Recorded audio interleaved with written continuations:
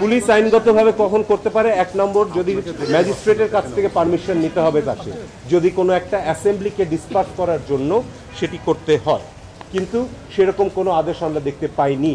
Plus বলা আছে যে পুলিশ যখন গুলি করবে তাদের প্রথম থাকবে যে মিনিমাম ড্যামেজ করতে হবে, অর্থাৎ কারো প্রাণ হত্যা করার জন্য গুলি করতে পারবে না। হয়তো শুধুমাত্র দেখা যাবে যে কাউকে ইনজুর করার জন্য বা ভয় দেখানোর জন্য মারতে পারে, প্রাণ নেওয়ার জন্য প্রথমেই কেউ গুলি করতে পারবে না।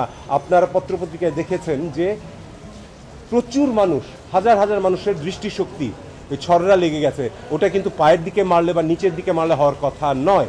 এই সব কিছুই আমাদের আদালতও প্রশ্ন রেখেছেন যে ওনারাও দেখছেন যে কি হচ্ছে, এবং তারা প্রশ্ন রেখেছেন রাষ্ট্রপক্ষের কাছে, কিন্তু রাষ্ট্রপক্ষ এগুলোর কোনো সদুত্তর এখন পর্যন্ত দিতে পারেননি এবং কখনো পারবেন না। তাদের দাবি হচ্ছে যে পুলিশ টিআরবি অনুযায়ী কাজ করেছে। আমরা বলেছি যদি তাই করে থাকে তাহলে কোর্ট থেকে আদেশটা দিলে কি ক্ষতি হয়ে যাচ্ছে, যে হ্যাঁ পিআরবির নিয়মটা মেনে আপনারা আপনাদের কাজটি করুন। এবং এখানে যেটা হয়েছে পিআরবিতে বলা আছে যে কোন কোন ক্ষেত্রে পুলিশ এটা করতে পারে, এবং আমাদের আদালত আজকে তাদের আক্ষেপ এবং দুঃখ ক্ষোভ প্রকাশ করেছেন যে এত যে প্রাণ ঝরে গেছে সেটির ব্যাপারে। আমাদেরকে বিভিন্ন প্রশ্ন জিজ্ঞেস করেছেন যে সিআরপিসি অনুযায়ী, পেনাল কোড অনুযায়ী কোন কোন অফেন্সের সময় গুলি করতে পারে। আমরা সবকটাই দেখিয়েছি যে এই ক্ষেত্রে এগুলোর কোনোটাই অ্যাপ্লিকেবল ছিল না।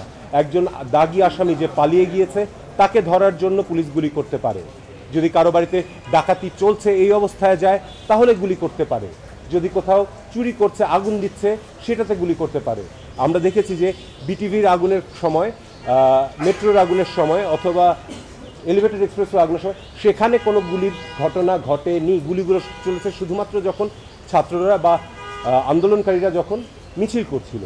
এবং আমাদের এই মামলাটি কিন্তু শুধুমাত্র আন্দোলনকারীদের জন্য নয়, যত কটি মৃত্যু হয়েছে সেগুলোকেও সবকটাকে আমরা বলছি যে এগুলো কোনোটাই ঠিক মতন হয়নি, এগুলোর কোনোটারই কোনো আইনগত ভিত্তি নেই এইসব মৃত্যু, সেগুলোকে থামানোর জন্য।